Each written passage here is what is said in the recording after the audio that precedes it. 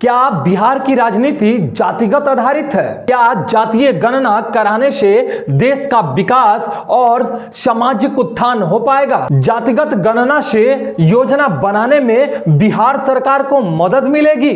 क्या बिहार के लोगों की जो मूलभूत समस्याएं हैं, रोजगार जैसा मुद्दा है, उससे निजात मिल पाएगी? इन तमाम सवालों का जवाब आज हम आपको देंगे। नमस्कार, आप देख रहे हैं फाइनल पोस्ट, मैं पुरुषोत्तम। बिहार में जातिगत गणना शुरू हो चुकी है। आज पहला दिन है, यानी आज 7 जनवरी को प्रथम चरण में जो गणना होनी है वो शुरू हो चुकी है। बिहार के मुख्यमंत्री नीतीश कुमार और तेजस्वी यादव काफी खुश नजर आ रहे हैं। नीतीश कुमार इन दिनों समाधान यात्रा पर निकल चुके हैं और कल यानी शिवहर में उन्होंने जातिगत गणना के बारे में बताया कि इससे बिहार को बहुत फायदा पहुंचने वाला है।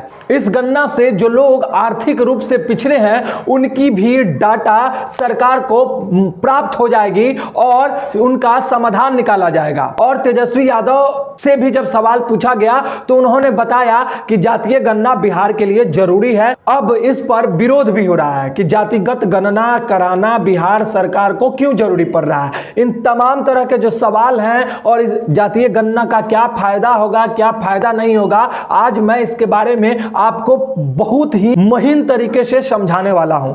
आपको भी इसे समझने की जरूरत है। क्या जातिगत गणना से जो डाटा प्राप्त होगी, क्या उस डाटा से सरकार वास्तव में लोगों की जो मूलभूत समस्याएं हैं उसका निपटारा कर पाएगी? ये बहुत बड़ा सवाल है। अब हम आपको थोड़ी सी जानकारी जातिगत गणना के बारे में दे देते हैं जिसको आपको भी जानना चाहिए। सबसे पहले जातिगत गणना जो है 1931 में कराई गई थी। 1941 में भी जातिगत गणना कराई गई थी, लेकिन उस समय विश्व युद्ध चल रहा था, उसके कारण जो है ये डाटा सार्वजनिक नहीं किया गया। 1951 में भी जातीय गणना कराई गई और सिर्फ SC/ST समुदाय के लोगों के बारे में जानकारी सामने लाई गई, सार्वजनिक की गई।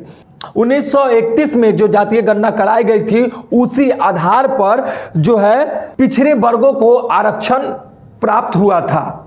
सरकारी नौकरी में आरक्षण की जो प्राप्ति हुई थी वो 1931 के जातीय गणना के आधार पर हुई थी। अब हमको और आपको सियासी गणित को समझने की जरूरत है कि आखिर जातिगत गणना कराने का क्या फायदा और क्या नुकसान होगा। देखिए, जब भी कोई राज्य जातीय गणना करानी चाहती है तो तमाम तरह के सवाल उसके साथ उत्पन्न होते हैं। जातीय गणना जरूरी है या नहीं है, इस पर हम बाद में बात करेंगे, लेकिन पहले फायदे से ज्यादा उसके नुकसान को देख लेते हैं। अगर हम एक तरफ ये देखते हैं कि जातीय गणना कराने से जो समाज का पिछड़ा वर्ग है या फिर जो समाज में आर्थिक रूप से कमजोर लोग हैं उनका डाटा सरकार को प्राप्त हो जाता है, उसके अनुसार जो योजनाएं हैं, नई नई जो योजनाएं को लाया जा रहा है उन तक पहुंचाया जा रहा है, तो ये बहुत अच्छी बात है। लेकिन जातीय गणना कराने के बाद तमाम तरह की समस्याएं भी आती है। जो राजनीतिक विश्लेषण करने वाले लोग हैं वो इस पर विश्लेषण करते हैं और ये बताते हैं, मैं भी आज आपको बता रहा हूं क्या क्या मूलभूत समस्याएं जो है उत्पन्न होती हैं जातीय गणना कराने के बाद में।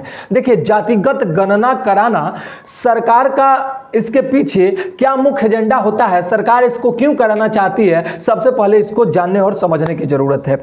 ये तो इससे नकारा नहीं जा सकता है कि बिहार की जो राजनीति है या अन्य राज्य की भी जो राजनीति है कहीं ना कहीं जातीय आधारित है, जाति के इर्द गिर्द घूमती है और उसमें सबसे ज्यादा फैक्टर करता है OBC। देखिए, जातिगत जनगणना कराने से मूलभूत समस्याएं क्या क्या हो सकती है उसके बारे में मैं आपको जानकारी देता हूं। तमाम तरह के विश्लेषण करते हैं और बताते हैं, जो मैं भी आज आपको बता रहा हूं। जातिगत गणना कराने से क्या फायदा होगा, क्या नुकसान होगा। नुकसान की बात मैं करता हूं। जातिगत गणना कराने से जो नुकसान होता है उसका मैं आपको एक उदाहरण देने जा रहा हूं। मान लीजिए कि OBC की संख्या आज के डेट में 52% है। कल को जातिगत गणना कराने के बाद यह संख्या घट करके 40% हो जाती है, तो क्या OBC के नेता इसको मान लेंगे? क्या ये जातिगत गणना का जो डाटा आएगा उसको वो मान लेंगे और फिर उसके बाद वाद विवाद नहीं करेंगे? नहीं, ऐसा नहीं होता है। जैसे ही उनका संख्या जातिगत गणना कराने के बाद घटेगा तो वो सरकार के इस डाटा को झूठा बतलाने लगेंगे और फिर वही आंदोलन करने लगेंगे कि सरकार जो है, सरकार का जो ये डाटा है, जातिगत गणना जो कराया गया है वो डाटा गलत है। और फिर उस वक्त आपको और हमको इसका फायदा कम और नुकसान ज्यादा दिखने लगेगा। और मान लीजिए कि अगर ओबीसी की संख्या 52% से बढ़कर के 60% हो जाती है तो क्या ओबीसी के नेता चुप बैठेंगे? नहीं चुप बैठेंगे। क्यों चुप बैठेंगे? वो फिर सरकार से आरक्षण की मांग करने लगेंगे और सरकार से कहेंगे कि हमारी संख्या बढ़ी है, इसीलिए